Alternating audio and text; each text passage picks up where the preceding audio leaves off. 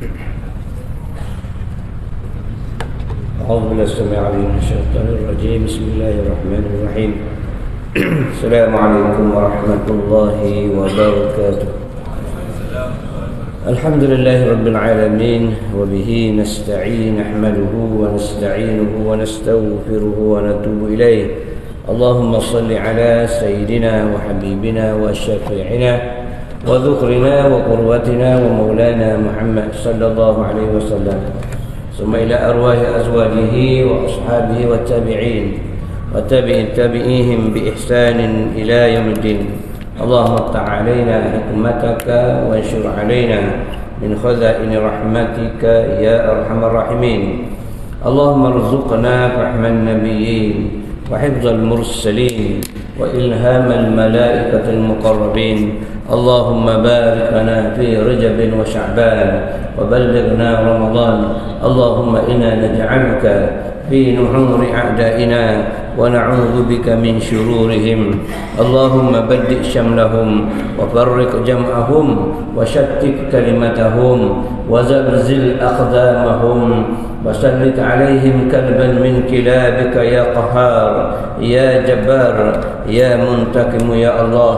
اللهم يا منزل الكتاب ويا مجري السحاب ويا هازم الأحزاب اهزمهم وانصرنا عليهم أجمعين والحمد لله رب العالمين.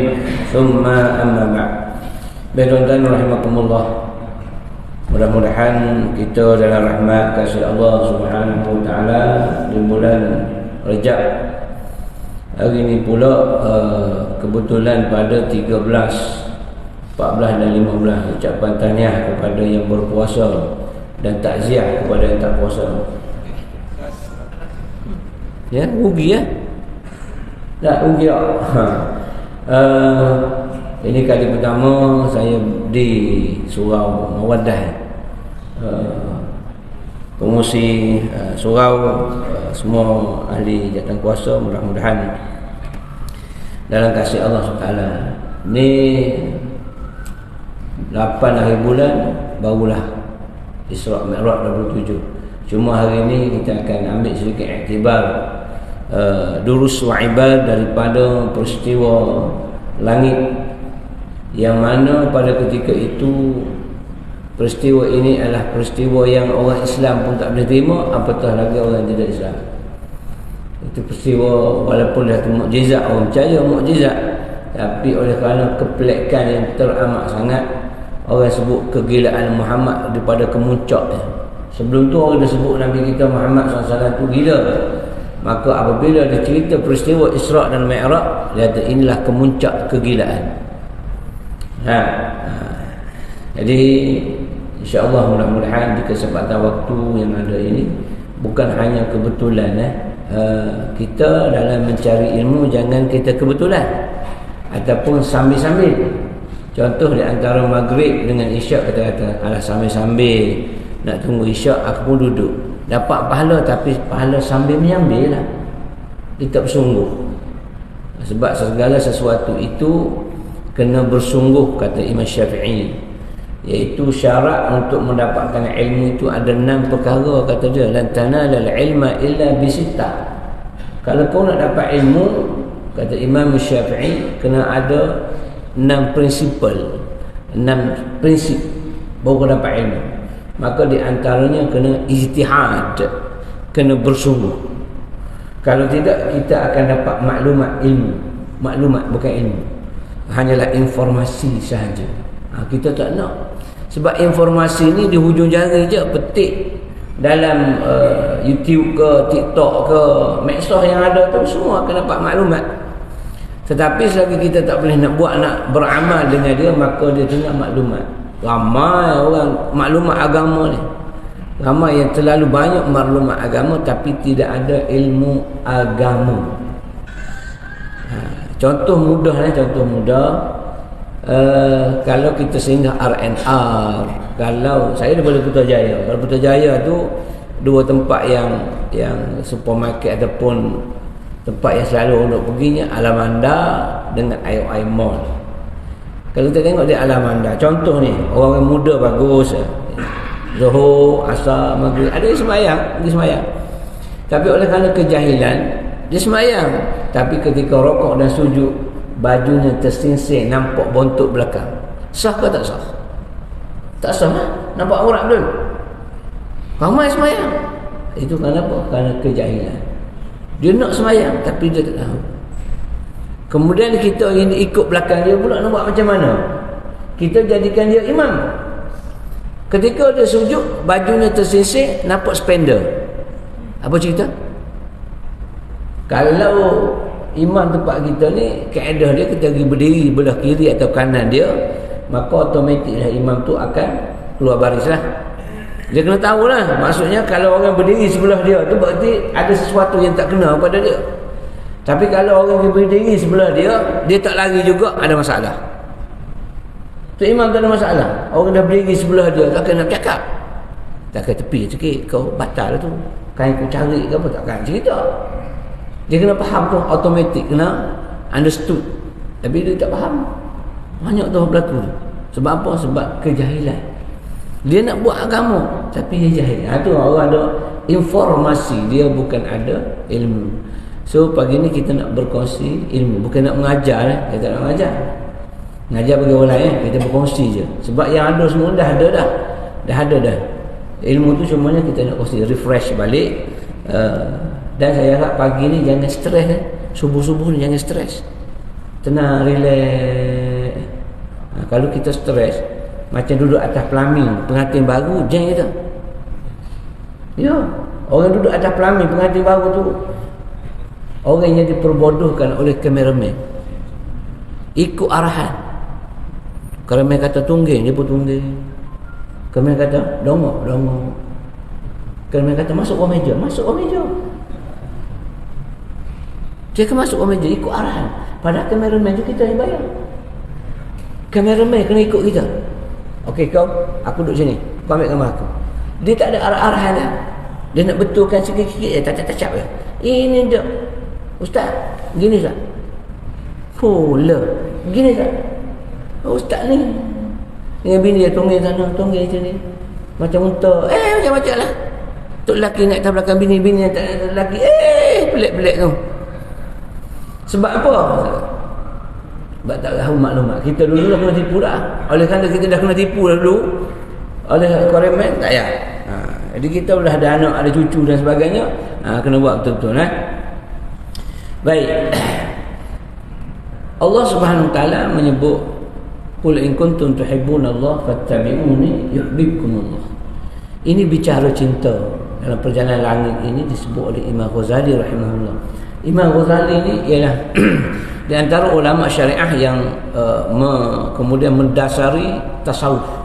Dia syariah, kemudian dia mendasari tasawuf yang membicarakan mengenai hati manusia.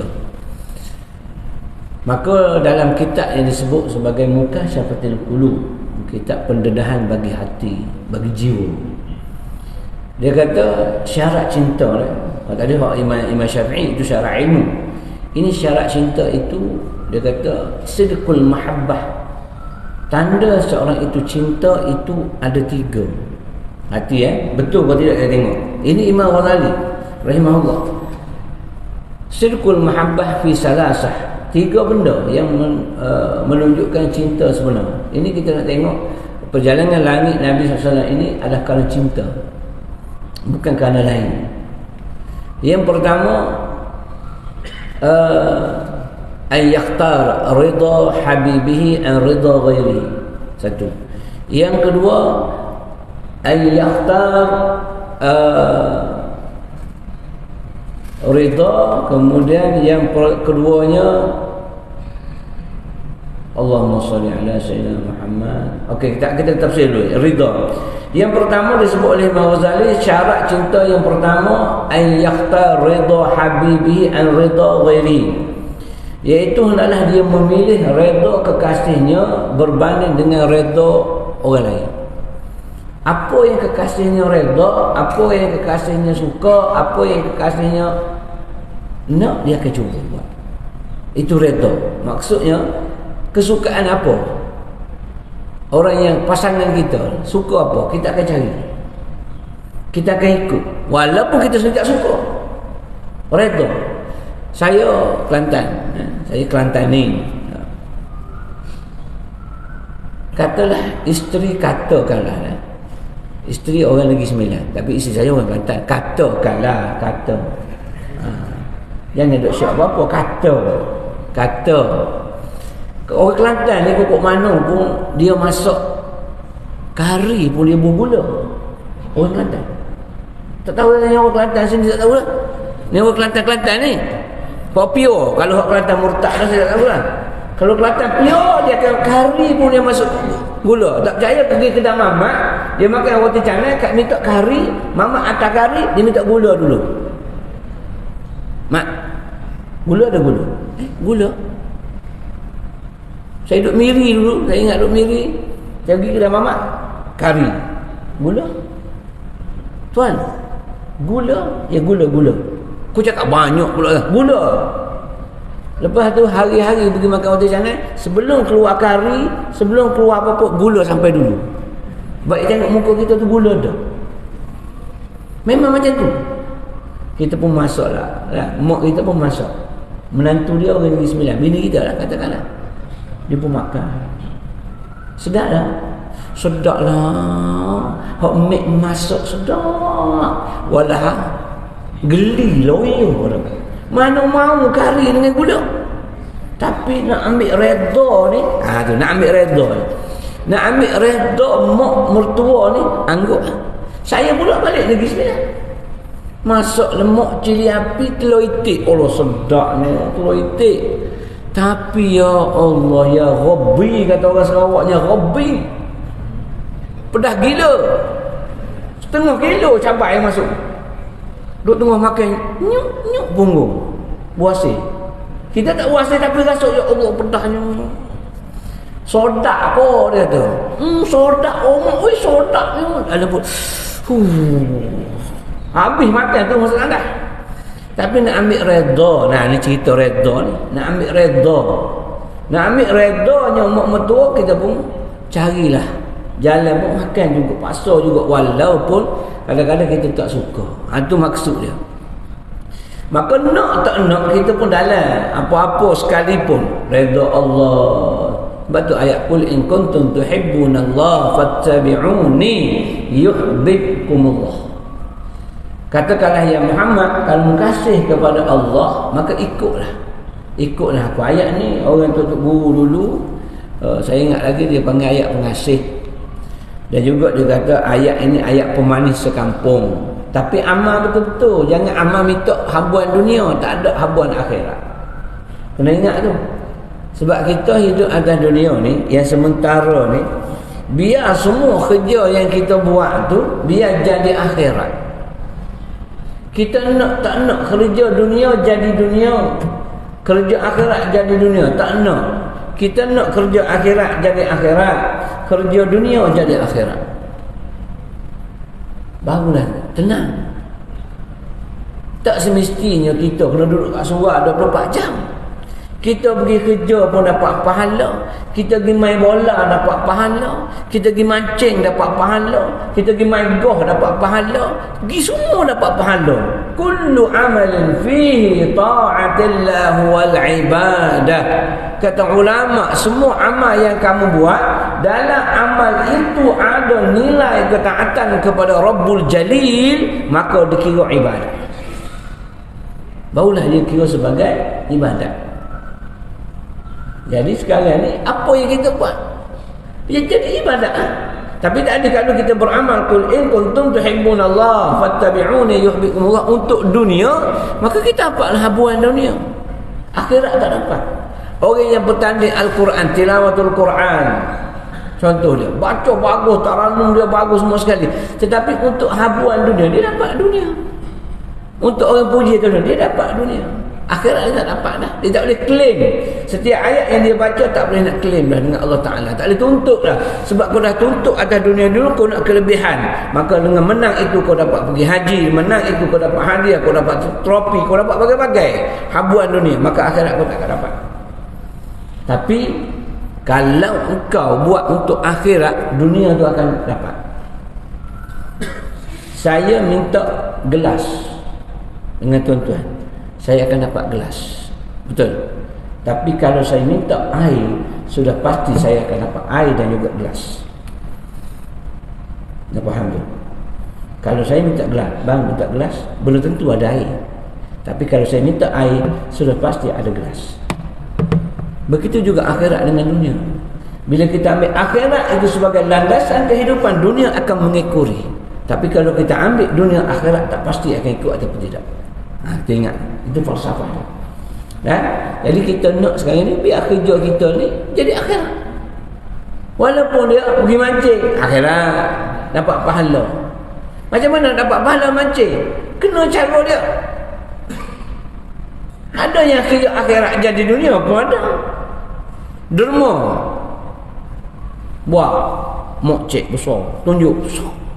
Inilah dermaku untuk surah Peraturan Mawaddah sebanyak RM50. Bukan RM50,000, RM50. Replika besar kata. Untuk apa? Untuk riak. Ada apa-apa kosong. Oh, puji baguslah dia tu bla-bla-bla. Tapi tak ada apa di akhirat insya Allah Ta'ala. Tak nak itu. Boleh tak nak buat aja, boleh buat, tapi dengan niat nawaitu betul-betul, siapa yang tengok aku ni dia akan derma lebih banyak lagi. Itu okey. It's okay. Sebab tu kita tak kata orang yang buat mock check besar tunjuk kat TV tu dia nak riak tak. Kita kena bersangka baik. Oh, dia tu nak tunjuk, dengan tu dia tunjuk aku derma 1 juta, syarikat besar derma 1 juta, maka syarikat yang lebih besar dia tu 1 juta, aku nak 1.5 juta lah. Itu kan kelebihan dia tunjuk. Kalau tak tunjuk dia kata bagi 500,000 lah, bagi 50,000 je lah. Tapi oleh kerana ada yang besar dia ada rasa fastabiqul khairat, berlumba untuk buat baik. Itu kaedah dia. Jadi boleh, tak ada masalah. Buat tapi kena nawaitu, kena betul lah lillahi ta'ala. Nak tunjuk tu supaya orang lain tiru kita untuk buat baik. Boleh, tak ada masalah. Itu perlombaan dia. Jadi apa yang kita buat tu kena betul-betul lillahi ta'ala. Kita buat apa-apa sekalipun, tak kira lah apa benda sekalipun yang kita buat. Sebab itu kalau kasih kepada aku, kepada Allah Ta'ala, maka ikut Muhammad, ikut ajaran Muhammad sallallahu alaihi wasallam. Maka apa yang kita buat tadi, barulah dia mengikut kehendak Allah dan juga kehendak Rasul, barulah dia berpahala. Bukan kita nak pahala. Ubahlah kita buat kerja ni kerana pahala, buat kerja kerana syurga. Imam Ghazali kata, kalau kita masih lagi menuntut pahala, kalau kita masih lagi menuntut syurga, kita masih lagi syirik kepada Allah. Tinggi tu. Kita semaya subuh berjemaah qabliyah, dapat pahala sekian banyak. Khairun minad dunya wa ma fiha. Siapa yang sembahyang qabliyah 2 rakaat sebelum subuh, maka segala isi dunia pada hari itu milik dia. Besar fadilat dia, besar fadilat dia. Fadilat tu pahala, pahala tu makhluk. Lepas daripada pahala, syurga, syurga juga makhluk. Imam Ghazali kata kita tak nak yang tu. Itu untuk budak-budak ibtidai, untuk kanak-kanak yang baru belajar, budak tadika, sekolah rendah. Kakak dapat nombor 1, papa kasih kakak mainan. Papa kasih kakak beg apa pula, coklat. Kakak dapat ni. Semua tu kerana habuan. Dia pun belajar sebab dia targetnya dapat coklat, dapat basikal, dapat beg, dapat mainan, dapat Hello Kitty. Bila dia dah besar, dah masuk peringkat universiti, dah master, dah PhD, dia tidak mengharapkan apa-apa lah. So kenapa dia buat? Dia rajin, berusaha bersungguh-sungguh sehingga dia dapat degree dengan honors dan sebagainya. Bukan kerana basikal, bukan kerana motosikal, bukan kerana motorkar, tapi kerana masa depan dia. Sama juga kita. Kita buat ibadat bukan kerana pahala, bukan kerana syurga, tapi kita mengharapkan keredaan Allah, itu saja. Kita mentakdirkan, katalah Allah tak jadikan syurga, Allah tak jadikan neraka, kita ibadat ke tak? Syurga tak ada, tak ada syurga, tak ada neraka. Allah pun kata, aqimus solat wa antuz zakat. Hei manusia, semayanglah. Hei manusia, keluarlah zakat. Kita kena semayang ke tak? Tetap kena semayang. Walaupun tak ada balasan. Kenapa? Sebab syukurlah kita kerana Allah jadikan kita manusia. Kan pernah Nabi SAW bakit malam berdiri bengkok kaki dia. Mata menangis. Aisyah perketuk kaki Nabi.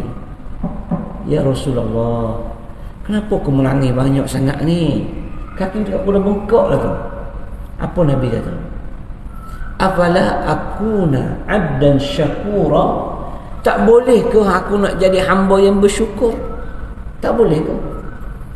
Aku syukur sebab aku ditauliahkan jadi Nabi dan Rasul. Aku syukur kerana aku maksum. Tanda aku terima kasih, aku tunduk sujud kepada dia. Memanglah taqaddama wa ma ta'akhkhar min zambika. Maksudnya benda dosa lalu, dosa kemudian Allah ampunkan. Tak payahlah lah. Ya, aku nak jadi hamba yang bersyukur. Terima kasih Allah kerana kau tauliah aku menjadi Nabi dan Rasul. Jadi kita terima kasih. Kalau Allah tak buat syurga pun tak apa. Allah suruh kita buat, Allah larang kita tinggalkan. Sebab syukur kita jadi manusia. Kalau takdir kita jadi kucing,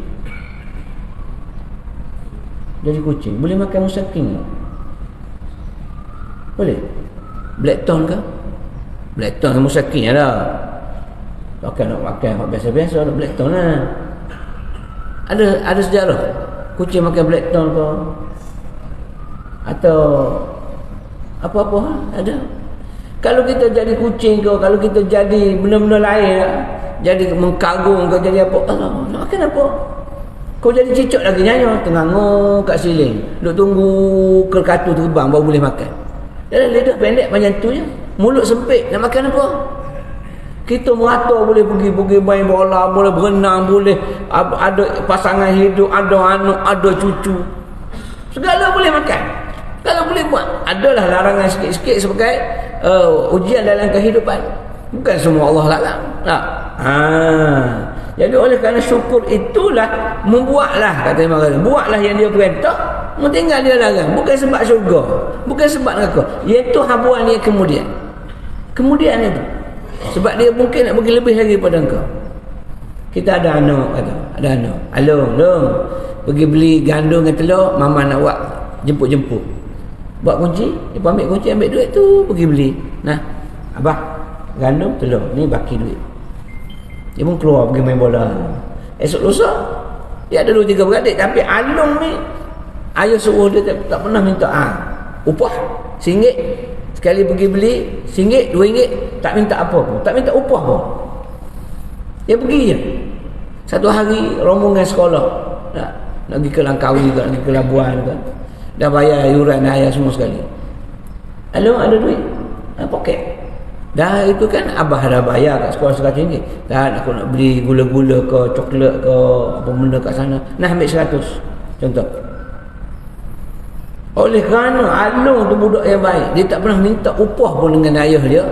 Maka bila dia nak pergi mana-mana, ayah dia yang tahu anak ni menghargai jasa anak dia, dia bagi 100. Kalau Along minta sekali pergi kedai RM2, 5 kali kedai baru RM10.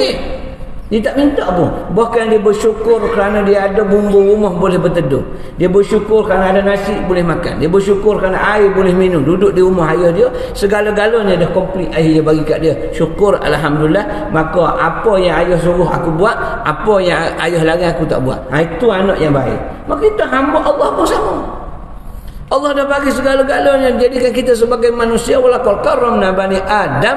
Jadi apa salahnya kita menjadi hamba yang bersyukur? Kalau tak ada syurga pun kita buat arahan dia, kalau tak ada neraka pun kita tinggal larangan dia. Ayat tu Imam Ghazali nak. Tu kaedah cinta yang sebenar. Maka dalam proses perjalanan langit Nabi sallallahu alaihi wasallam ini sebenarnya proses cinta. Apabila Nabi sallallahu alaihi wasallam kewafatan dan kematian, mati bapa saudara yang menjaga protektor luar Nabi berdakwah, bapa saudara dia Abu Talib jaga dia. Dalam dakwah dalaman pula Khadijah isterinya yang bagi support. Dari dua-dua tu tak ada dalam masa yang sama.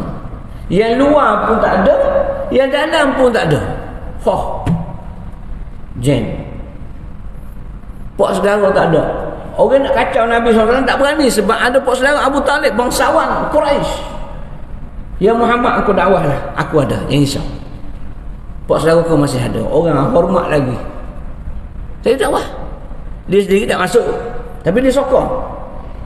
Sebab itu orang yang paling ringan di kalangan orang musyrik, orang kafir yang menerima azab Allah Ta'ala di dalam neraka nanti ialah Abu Talib. Apabila letak di kemuncak api neraka, di bawah telapak kakinya itu letak 2 bara api, lalu menggelegaklah otaknya kerana panas api neraka. Dan dia sama dengan orang mukmin, orang Islam yang berdosa, yang mati tak sempat taubat. Ya, keseringan regaan azab neraka Allah ialah letak 2 bara api atau terompah daripada api neraka. Maka Abu Talib ialah di antara orang yang paling ringan kerana dia membantu Nabi SAW dalam misi dakwah yang sampai kepada kita sekarang. Tu. Dia ni tak ada, dia ni mati. Diekori pula, dalaman pula nak pergi berdakwah. Dalam dakwah yang pertama bila mana Nabi SAW yang dakwah dalam usianya 40-an. Setelah hampir 15 tahun berkahwin. 25 tahun berkahwin, umurnya 25 tahun dengan Sayyidina Khadijah, dan usianya 40 tahun barulah ditauliahkan sebagai Nabi dan juga Rasul. Bila mana yang pertama ni kita tengok peristiwa dulu, kita ambil pengajaran. Bila mana terima tauliah yang pertama daripada Allah Ta'ala melalui kalam Jibril, Iqra' di Gua Hira, dipeluk Iqra' ma ana biqari, Iqra' ma ana biqari. Aku tak boleh baca, aku nak baca apa? Iqra', baca dah 3 kali. Ma ana biqari, lalu dipeluk rapat, tak nampak, tak tahu siapa yang peluk ni. Ma'ana biqra, Iqra bismi rabbikal ladzi khalaq. Hingga ni 5 ayat daripada surah Al-Alaq. Nabi balik, SAW balik. Dia balik jumpa siapa? Jumpa Khadijah. Di sini boleh kita nampak hikmah perkahwinan Nabi SAW dengan Siti Khadijah. Memang dia seorang janda berusia 40-an. Hasil perniagaan Nabi dengan dia, maka dia berkenan. Lalu dia menghantar wakilnya untuk bertanya khabar kepada Nabi SAW melalui siapa dia? Pembantu dia nama apa? Nama perempuan tapi lelaki. Siapa nama? Siapa tahu? Dapat jawapan, dapat makan lepas ni. Kalau tidak kena puasa. Nama perempuan tapi lelaki. Bermula huruf M, berakhir huruf S. Dia punya clue dia. Tak boleh juga I-T-O je lah dapat. Ma bukan marobuka. Marobuka orang lain. Mai macam bunyi orang perempuan seorang. Mai apa? Mai Sarah. Mai Sarah tu orang lelaki bukan orang perempuan. Nama dia Mai Sarah. Dia yang menyatakan kepada Nabi SAW bahawasanya ada orang hebat yang berkenan kat kau yang Muhammad macam mana. Okey, saya tengok nanti macam mana. Ya, itulah majikan dia sendiri, kerana keuntungan berniaga ni berlipat kali ganda. Kalau untung biasanya sehari dapat 100, bila Nabi SAW berniaga untungnya 200. Nabi jujur. Masa tu dia belum tahu dia jadi Nabi lagi. Belum tahu dia jadi Nabi, tapi kampung dia tu orang panggil Ma'amin lah, Muhammad Al-Amin. Sebab mana-mana ia nak pergi musafir, ia nak pergi berdagang dan sebagainya, orang akan cari Muhammad untuk dititipkan barang, untuk dijaga. Bukan gadai tu penjaga. Ya Muhammad tu menjaga barang aku nak pergi musafir, nak pergi berniaga ke Syam 3 bulan, 4 bulan. Tu yang perjalanan nanti daripada Mekah pergi ke Palestin. Palestin itulah persinggahan orang pergi ke Syam untuk berniaga. Itu pun 3 bulan perjalanan tu, baru sampai Mekah ke Palestin. 3 bulan. Jadi semua key kat Muhammad SAW. Sebab apa? Sebab bila barang dijaga oleh Muhammad SAW, tak pernah berkurang, tak pernah rosak. Kita kalau kawan kita balik Sarawak, balik Sabah, Din, tolong jaga kereta aku. Beres. Start-start lah pusing dekat-dekat. Sapak kat kita. Johor boleh. Mileage 10,000, tinggal sebulan 30,000. Sedap. Naik pula Porsche Cayenne. Apa lagi tak? Upah jaga ini bulu unta sorak pun tak gugur. Bulu kuda sorak pun tak gugur. Nabi SAW jaga. Tu yang panggil alamin amanah. Apa cara Nabi berniaga? Nabi SAW dia sebut harga Rasul Mal. Ini kita tengok dulu suaibah daripada peristiwa ni. Nabi bila dia berniaga dia sebut Rasul Mal. Rasul Mal ni harga modal, harta modal. Ya Muhammad, aku nak beli ni. Berapa ni? Ini saya dah beli dengan harga RM20. Betul. Jangan tipu. Jangan kita kata harga sebenarnya RM2. Kita pun kata aku beli dah RM20, tapi kau punya pasar bro, aku jual kat kau RM21 singgit je kau ambil. Padahal dia beli RM2 je. Tu dah ada iWallet RM2. Kita malah nak pergi pasal jenis Shopee, TikTok kat rumah je, tekan-tekan keluar, tekan-tekan datang. Keluarga Shopee dengan apa ni JNT tu macam adik-beradik kita hari-hari ziarah. Siapa dia kenal? Keting siapa? Hak RM2.5 pun sampai barang kat kita. Campur dengan penghantaran RM4.9 jadi mahal juga bro. Tapi tak apalah duduk kat rumah lah. Jadi Nabi kata saya beli harga RM20. Abang nak ambil berapa terserah. Tapi itulah saya punya harga. Tak apalah ya Muhammad. Nabi kata saya nak jual RM21. Rial. Ataupun RM1 dinar contohnya. Tak apalah saya bagi kau 22 dinar. Sebab kesian tu, dia dah ada untung, tapi bila disebut Rasulullah yang sebenar, orang kesian orang akan bagi lipat kali ganda. Itu yang keuntungan besar yang menyebabkan berkenannya Khadijah. Okey. Baik, bila habislah dia kahwin dan macam mana. Bila balik nak cerita, dia balik daripada ketakutan dipeluk oleh benda yang tak nampak. Kita mari semayang seorang-seorang. Hari ni tak apalah ramai, hari cuti. Hari kerja, katakanlah tak ramai, kita mari orang awal-awal sekali. Dalam pukul 5 kita mari buka elektrik, nak buka-buka. Tiba-tiba nak tengah nak buka lampu tu, ada orang peluk kat belakang. Tapi tak nampak. Kalau nampak tak apa, tak nampak. Rasa peluk. Buka api apa? Kau seorang je ke? Alamak. So kita pun tengok tak ada. Perasaan tu. Kita pun berjalan langkah nak masuk belakang kat mimbar. Tak muka. Kita pegang-pegang itu berbulu. Dah tak ada peluk. Berbulu tak nampak pula tu. Padahal bulu ayam je. Noja buat sapu komputer, malah lupa gantung kat situ bulu ayam.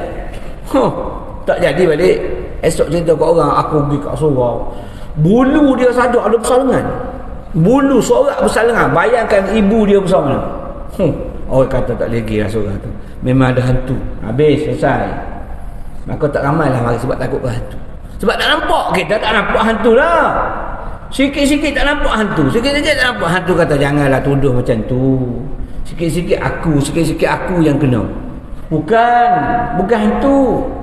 Bila balik dia cari siapa? Cari Khadijah. Khadijah kata relax lah, tak apa. Aku tahu. Ni barulah hikmah di sebalik perkahwinan Nabi SAW dengan Khadijah. Dia peluk suami dia. Sabar bang, tak apa. Aku tahu itu ialah namus. Ia pernah datang kepada Nabi Musa dahulu. Sebab apa? Sebab Khadijah dia ada riwayat kata sepupu, ada riwayat kata pak saudara dia, iaitu seorang rahib beragama Nasrani. Ketika itu Nasrani adalah sebuah agama yang diiktiraf, sebab dia masih lagi berpegang kepada kitab yang sebenar yang diturunkan. Siapa nama? Rahib Nasrani, sepupu ataupun bapa saudara kepada Khadijatul Khuwailid. Namanya apa? Dalam bahasa Arab, bahasa Melayu dipanggil dedahu ataupun helaian kertas. Waraqah. Dia adalah sepupu satu riwayat, satu kata pak saudara. Bawa ke Nabi SAW. Tadi peluk. Maka ulama kata salah satu cara seandainya seandainya pasangan kita dalam keadaan ketakutan, maka di antaranya ialah keadaan memeluk. Peluk, dan pelukan juga ialah untuk anak-anak yang sukar untuk bercakap dan sukar untuk membaca, payah lembab sikit lah. Dia bukan tak cerdik tapi slow sikit. Ada kadang-kadang anak kita, cucu kita lambat bercakap ada. Anak orang lain, cucu orang lain umur 2 tahun dah petah. Kita slow sikit. Maka keadaan ialah kita peluk apa-apa. Kada suruh dia baca apa yang dia kata. Cuba sebut la ilaha illallah. Kita peluk dia. Dengan cara pelukkan tu, aura kita tu dia akan sampai. Aura kita akan sampai. Sebab tu kaedah Imam Syafi'i dalam dia berzikir dan sebagainya, dia nak ala wajib ta'lim, nak ajar. Imam Nawawi kata kita sunat lagi jahar ni menguatkan suara ketika mana lafaz talaffuz usalli, dan juga ketika berzikir untuk ta'lim, untuk ajar budak-budak, untuk ajar jemaah yang tak faham. Itu kaedah dia. Sebab dia suruh peluk tu. Peluk. Jadi kita kalau nampak lepas ni nampak susah sangat, kita kena peluk. Anak murid kita boleh peluk, yang lelaki sama lelaki lah. Kalau ustazah, yang perempuan lah peluk, bagi tahu kita. Kadang-kadang kita boleh baca. Itu kaedah. Jadi bila Khadijah itu yang sentiasa menenangkan Nabi SAW, peristiwa pertama pun dia dah peluk, dia dah cakap begini, sebenarnya itu ialah nama. Pergi jumpa pula Waraqah bin Nawfal. Dia kata apa? Inilah Jibril yang pernah datang kepada Nabi Musa dahulu. Sebenarnya suami kamu ini adalah akan dia tauliahkan menjadi rasul, menjadi nabi dan juga rasul, wahai Khadijah. Maknanya isteri adalah penenang bagi suami. Tiba-tiba Khadijah itu meninggal, wafat. Protektor luar Abu Talib meninggal, kemudian dalaman pemberi semangat dia juga telah wafat. Maka Nabi ketika itu dalam keadaan kesedihan dan kepiluan, sedih dan pilu. Maka Nabi bergerak pergi ke Taif. Di Taif pula Nabi dengan Zaid bin Harisah, anak angkatnya, juga telah pun ditolak oleh masyarakat Taif. Dengan kesedihan inilah Allah Maha tahu. Lalu Allah datangkan peristiwa langit ini kepada baginda Nabi sallallahu alaihi wasallam. Itu sebabnya. Itu punca utama kerana cinta. Nabi rasa tak ada apa dah. Allah nak suruh apa dah kat aku. Aku tak boleh buat apa dah. Apa ni, pak saudara aku dah tak ada, isteri aku dah tak ada, penduduk Taif pun dah tolak dah aku, apa lagi aku ada? Aku hanya ada engkau lah ya Allah. Ini cinta. Mana dia jazim, dia kotik betul, tak ada dah benda lain yang aku lain kasih melainkan engkau ya Allah. Maka Allah naikkan Nabi, bawa berjumpa dengan dia, Rabbul Jalil, Allah Subhanahu wa taala, kerana rasa cinta yang sebenar. Sebab tu kalau kita cinta betul-betul, sayang betul-betul, ia boleh terbawa dalam mimpi sebenarnya. Sebab tu kata, bacalah doa ini, selawat ini, kamu akan bermimpi dengan Nabi SAW. Bukan semudah seperti yang dicakap kalau hati belum terikat. Kenapa seorang itu dia baca ayatul kursi, tak ada habis ayat kursi, seorang yang kena rasuk telah pun sedar. Kita baca ayat kursi, pecah bibir-bibir, dibetulkan oleh orang yang kena rasuk. Kena rasuk kata ayat kursi salah tu. Jin yang ada dalam tubuh dia betulkan kita. Salah tu, wakah tak kena. Kita kena wakah 9. Kita pun terkebir. Dia bergelak. Dia gelak. Nampak? Sebab tak tepat. Hati tak terikat betul-betul. Tidak kerana dia. Jadi Nabi SAW jazih kotak, ya Allah, tak ada dah benda lain. Maka Allah datangkan satu peristiwa yang mana pada akar tu yang kata ni, kemuncak kegilaan orang kata ni, kemuncak kemajnunan Nabi ialah bila mana Nabi SAW menyatakan, aku malam tadi pergi ke langit, kemudian aku turun semula dalam waktu subuh. Akal kata tak masuk akal. Akal kita tak masuk. Memang tak masuk sebab perjalanan. Subhanallazi asra bi'abdihi laila minal masjidil haram ilal Masjidil Aqsa, daripada Masjidil Haram di Mekah ke Masjidil Aqsa 3 bulan. Perjalanan 3 bulan. Macam mana boleh naik pergi ke Palestin, ke Baitul Maqdis di Palestin, kemudian naik ke langit, kemudian turun semula ke Palestin, patah balik ke Mekah dalam masa 8 jam. Sebab lepas Isyak berlaku peristiwa tu, lepas Isyak. Selepas Isyak. Balik subuh. Logik kata ya Allah. Agak-agaklah ya Muhammad, kalau kau nak bohong pun, kata Abu Jahal. Agak-agaklah. Tak pernah sabar langsung. Sebab ukuran pemikiran kita, kalau tak ada kapal terbang sekarang, daripada Kuala Lumpur nak balik ke Kelantan, itu makan masa sampai 1 hari, sampai 2 hari. Orang pergi Mekah daripada Melaya nak pergi ke Mekah, berapa bulan naik kapal laut sebelum adanya kapal terbang. Mana perjalanan jauh, sebab kuasanya sikit kecil. Tapi oleh kuasanya kuat, maka kita duduk Kuala Lumpur balik ke Kelantan 50 minit atau ambil 1 jam je. Potong lebih kurang 10 jam, 11 jam potong. Sebab apa? Sebab kuasanya besar, laju, boleh pergi laju.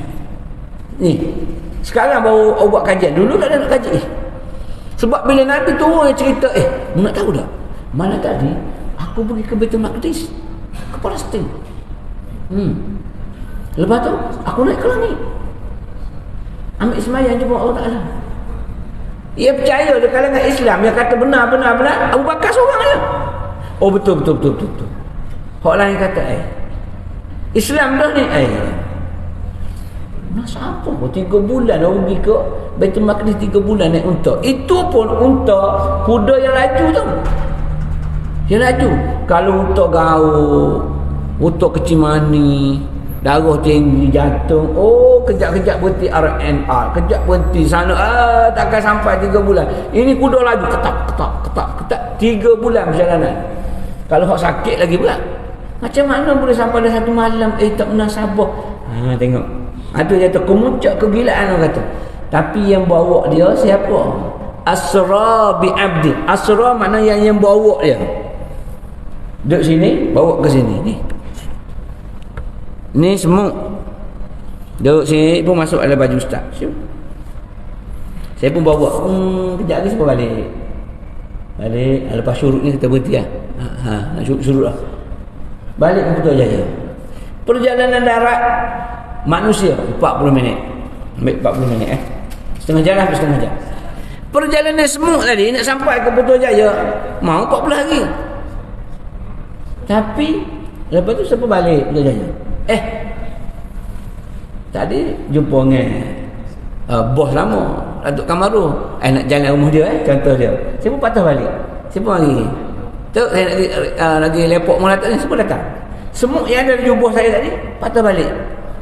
Saya pun singgah sembahyang tahiyat masjid, saya sembahyang sunat apa sini. Semut pun keluar tu. Dia pun bagi tahu bini dia. Ya. Tadi saya pergi Putrajaya. Saya pergi kat rumah PMS. Ya. Bila pergi? Pagi tadi, pukul 8. Dan ni pukul 10, 2 jam je abang pergi. Abang logik lah abang. Abang gila aku. Tak pernah sabar abang boleh pergi Putrajaya patah balik dalam masa 2 jam. Sebab kita dulu pernah pergi 40 hari baru sampai. Nak kona sana, nak lintas jalan pulak traffic light, kereta datang ribuh balik belakang. 40 hari baru sampai Putrajaya. Ini kan takkanlah 2 jam sampai. Betul, aku tak tahu siapa. Aku masuk, masa di tengah cakap tu aku masuk ada baju dia. Dia bawa laju naik kereta. Naik apa aku tak tahulah. Laju siapa rumah dia, dia tukar-tukar baju. Dia patah balik mari sini. Tak pernah sabar. Dia anak-anak dia, cucu dia kata, "Ayah, Atuk ni nyayuk dah benar Atuk ni. Atuk dah layak dah duduk rumah, tak payah jalan Atuk. Atuk tua dah, tak payah pergi masjid apa duduk rumah dah. Tua dah. Nak sabar Tuk nak pergi Putrajaya dalam masa 2 jam agak-agak lah Tuk. Nak bohong apa? Tu. Sebab kita ukur dengan akal kita. Bila ukur dengan akal kita, bila kata kita tak pernah sampai, tak boleh sampai, maka kita kata mustahil. Sedangkan yang menggerakkan dia, sebab tu Allah menggunakan kalimah subhana, maha suci, sebab nak menolak semua dakwah orang kata Muhammad tu buat sendiri, Muhammad tu tipu. Sebab tu Allah kata subhanallazi asra, maha suci dia Allah Rabbul Jalil yang menggerakkan Muhammad. Asra bi abdi, dia menggerakkan hambanya, dia tak menggunakan Muhammad, dia kata abdun, hamba. Dia menggerakkan hambanya daripada Mekah pergi ke Palestin. Laila, pada satu malam sahaja. Bukan banyak malam, bukan banyak masa, satu malam. Kemudian daripada situ naik ke langit. Sebab itu ulama kata siapa yang engkar akan Isra, hukumnya murtad. Siapa yang engkar akan Mi'raj, hukumnya tidak murtad, berdosa besar. Sebab sabit dengan perjalanan bumi, iaitu daripada Mekah pergi ke Palestin, sabit dengan ayat Quran. Asra bi 'abdihi lailan minal masjidil haram ilal masjidil aqsa alladzi barakna haulahu linuriyahu min ayatina innahu samii'un basir. Tapi naik ke langit itu dalam hadis-hadis yang diriwayatkan. Hadis dalalah ya zanni, iaitu tidak qat'i, kecuali hadis mutawatir. Maka ada orang kata berdosa besar kalau menafikan dia. Tapi Isra murtad, kafir. Sebab tu sabit dengan ayat qat'i, iaitu ayat Al-Quran. Itu kaedah dia. Jadi yang bergerak ini ialah Nabi SAW yang digelar sebagai abdun, sebagai hamba. Sebab sifat hamba, maka dia jadi hamba, ikutlah. Bos dia kata begini, dia akan buat begini. Bos kata begini, dia tak akan engkar perintah. Itu hamba. Sebab itu Allah menggunakan kaedah subhana abd, maha suci Allah, dia maha suci, tak ada, Muhammad tak buat sendiri. Abdun, Muhammad itu digelar sebagai hamba. Dia tak kata bi rasulihi bi Muhammadin, tapi bi abd. Rahsia dia kerana nak menunjukkan bahawasanya Muhammad itu bersifat hamba, bukan dia reka-reka cipta, tak. Ini ialah daripada Allah Subhanahu wa taala. Itu perjalanan dia. Maka berlaku ni kerana kecintaan Nabi yang betul-betul, tak ada pengharapan cinta dia melainkan Allah. Maka Allah tarik dia berjumpa. Maka kita pun sama. Kalau kita betul-betul sayang kasih Nabi SAW, kita selawat sikit pun boleh terbawa dalam mimpi. Nak jumpa dengan Nabi, kita terbawa, roh kita akan pergi ziarah Nabi SAW di Madinah. Itulah roh yang baik. Nak tengok roh kita baik ke tak baik, tengok tidur. Manakala tidur, tengok mana mimpi. Kalau mimpi pergi Krabi, pergi pantai Pidi, maknanya tak berapa tenteram lah tidur tadi. Tapi kalau tidur-tidur, pergi tawaf, pergi hantar pergi Mekah, pergi ziarah, pergi Taif, itu makna roh kita tu baik. Sebab kita tidur, roh akan keluar macam ni, dia akan keluar. Kalau dia tunggu tepi kepala katil, kita kejut subuh cepat bangun. Tapi kalau dia pergi jauh, orang azan tepi telinga, dia tak boleh bangun. Sebab roh dia jauh. Benar, duduk Hawaii, roh dia duduk tengok orang mandi tepi pantai. Kita yang dapat mimpi, dia yang pergi. Tu roh tak clear. Tapi roh clear, tengok malam. Kalau betul-betul kita sayang, rindu, dia akan terbawa, dia akan datang dalam mimpi kita. Tu kaedah. Maka sama dengan peristiwa ni. Oleh kerana kerinduan itulah yang menyebabkan Nabi SAW dipanggil oleh Allah untuk menghadap Allah Rabbul Jalil. Itu sebagai dia mukadimah kepada peristiwa langit. Dalam peristiwa ke langit itu ada belas-belasan yang dipertontonkan oleh Allah Subhanahu Wa Taala kepada Nabi SAW untuk menjadi iktibar kepada umum. Kita yang tu insya-Allah ada kelapangan, mungkin ustaz-ustaz lain akan sambung peristiwa yang berlaku ketika mana Mi'raj Nabi di langit pertama, langit kedua, dan juga peristiwa Isra yang Nabi ditontonkan dengan pelbagai bentuk manusia diazab dan sebagainya sebagai peringatan kepada hamba-hamba Allah melalui kalam Nabi sallallahu alaihi wasallam. Banyak peristiwa yang diceritakan oleh Syekh Mutawalli Asy'arawi dalam tafsirnya mengenai subhanallazi asra bi 'abdihi laila itu terlalu banyak. Jadi mungkin boleh dikupas nanti oleh guru-guru, oleh ustazah dan sebagainya sebagai peringatan untuk kita bersama. Saya bagi itu sebagai clue mukadimah dia, sebagai udurus wa'ibad sedikit supaya kita ingat peristiwa yang benar-benar berlaku, satu mukjizat yang besar yang berlaku kepada Nabi kita Muhammad SAW di atas titik cinta dan sayangnya. Saya masih lagi berhutang dengan tuan-tuan, ada 6 prinsipal Imam Syafi'i dan juga 3 tanda syirkul muhabbah Imam Ghazali yang saya tak ceritakan. Saya baru cerita satu sahaja, satu pada Imam Syafi'i, satu pada Imam Ghazali. Jadi insya-Allah mudah-mudahan ada kelamaan masa dan waktu, insya-Allah saya akan huraikan lagi mengenai syirkul muhabbah dan prinsip cinta ilmu yang diajar oleh Imam Syafi'i. Wallahu alam, sekadar itu dulu sebagai perkongsian dan juga share kita pada pagi ini. Mudah-mudahan dia memberi manfaat kepada kita semua. Marilah kita sama-sama berdoa, moga-moga kita dalam rahmat kasih Allah Subhanahu wa taala. A'udzubillahi minasyaitonir rajim. Bismillahirrahmanirrahim. Alhamdulillahirabbil alamin. Wassalatu wassalamu ala asyrafil anbiya wal mursalin wa ala alihi wa sahbihi ajma'in. Allahumma ya Allah ya Rahman, ya Allah yang Maha Pemurah, ya Allah pemurahnya Engkau ya Allah. Engkau tidak pernah putus memberi makan, minum, udara untuk kami bernafas hidup dalamnya ya Allah. Ya Rahim, Engkau pengasih ya Allah. Kami beriktikaf bersimpuh di rumah-Mu berjam lamanya ya Allah. Engkau pandang kami, pandanglah dengan pandang rahmat kasih Engkau ya Allah. Jangan Engkau pandang kami dengan kebencian, marah, murka Engkau ya Allah. Kerana dosa-dosa kami yang tak sempat kami taubat kepada-Mu ya Ilahi Rabbal Alamin. Sebagai tetamu di rumah-Mu, pasti kami akan dilayan sebagai tetamu. Segala hasrat kehendak tetamu akan dipenuhi oleh tuan rumah. Maka ya Allah, kami mohon ketika mana kami bertamu di rumah-Mu ini ya Allah, kami mohon keampunan-Mu ya Allah daripada segala dosa-dosa kami. Dosa kecil kami ya Allah, dosa besar kami, dosa sengaja yang kami buat, dosa zahir kami, dosa batin kami ya Allah. Dosa kami pada diri kami sendiri ya Allah, yang kami kadang-kadang kami terbuat dosa ya Allah. Lalu kami taubat kepada Engkau ya Allah, tapi kami ulang lagi. Kami taubat, kami ulang.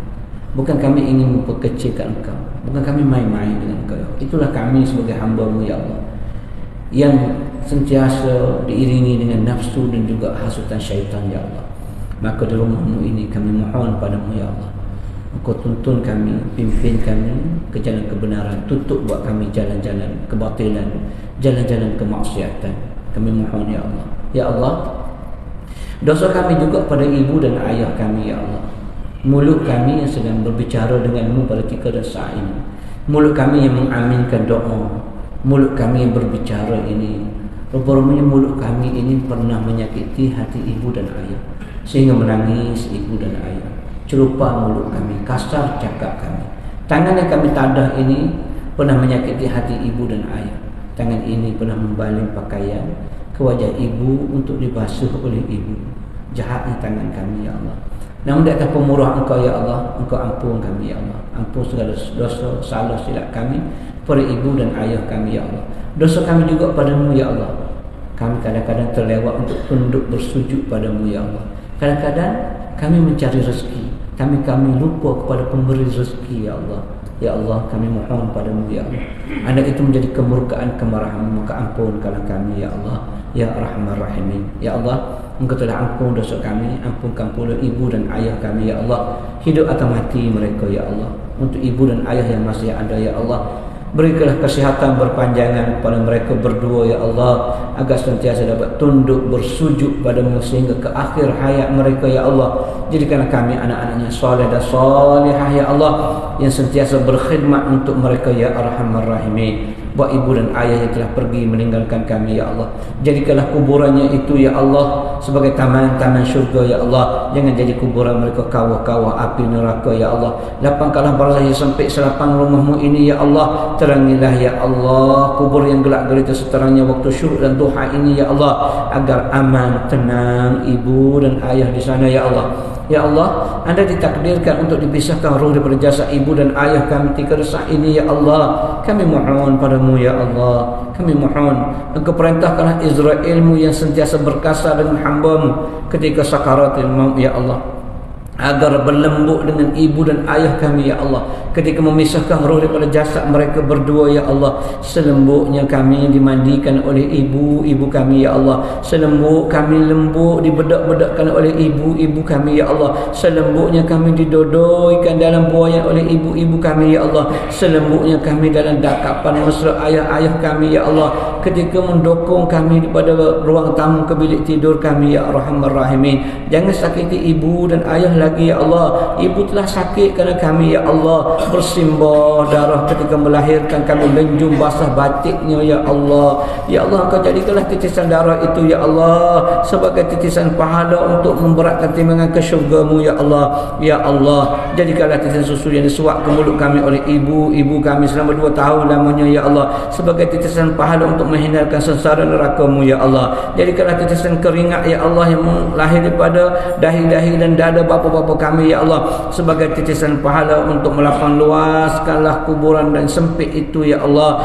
untuk menerangkan barzakh yang gelap gelita ya Arhamar Rahimin. Kami mohon padamu ya Allah, kami mohon padamu ya Ilahi ya Rabbal Alamin. Ya Allah, ampunan juga kami mohon buat guru-guru kami, ustaz-ustazah kami ya Allah, sahabat-sahabat jiran tetangga kami muslimin dan muslimat, mukminin dan mukminat ya Arhamar Rahimin. Wa ya Hadi, ya Allah pemberi hidayah taufik ya Allah, berikanlah hidayah kepada jiran-jiran tetangga kami ya Allah, rakan sepejabat kami ya Allah yang belum mendapat petunjuk hidayah-Mu ya Allah, juga teacher kami ya Allah yang pernah mengajar kami 1, 2, 3, 4, yang mengajar kami morning afternoon night ya Allah, mereka belum dapat hidayah. La ilaha illallah Muhammadur Rasulullah, hidayahkan mereka ya Allah. Kami rindu ingin bertemu dengan mereka dalam syurga-Mu nanti ya Ilahi ya Rabbal Alamin. Kami mohon ya Allah di bulan Rajab penuh barakah ini ya Allah, berilah petunjuk hidayah kepada mereka ya Arhamar Rahimin. Ya Allah, akhirnya lindung diri kami, ahli keluarga kami, negeri dan negara kami ya Allah segala balak bencana ya Allah, musibah yang menimpa, penyakit yang menular ya Allah, gila, sopak, kusta, kawi, influenza yang melanda ya Arhamar Rahimin. Ya Allah, kabur perkenan permohonan kami ya Allah, lansai hutang-hutang kami ya Allah, lapang luaskanlah rezeki-rezeki kami ya Allah, banyak berkat cukup buat kami ya Allah, sakit Engkau sembuhkanlah ya Allah. Mana-mana anak-anak kami ya Allah yang sedang menghadapi perasaan, berikanlah kejayaan buat mereka ya Allah dunia dan akhirat ya Allah. Ya Allah, ya Allah, ya Arhamar Rahimin. Bantulah saudara kami yang berada di Palestin ya Allah dengan apa juga bentuk bantuan-Mu ya Ilahi ya Allah. Rabbana atina fid dunya hasanah wa fil akhirati hasanah wa qina azabannar. Wa sallallahu ala sayyidina Muhammadin wa ala alihi wa sahbihi wa sallam. Walhamdulillahi rabbil alamin. Aqulu qawli hadza wa astaghfirullahal azim wa lakum. Assalamu alaikum warahmatullahi wabarakatuh. Subhanakallahumma wa bihamdika asyhadu an la ilaha illa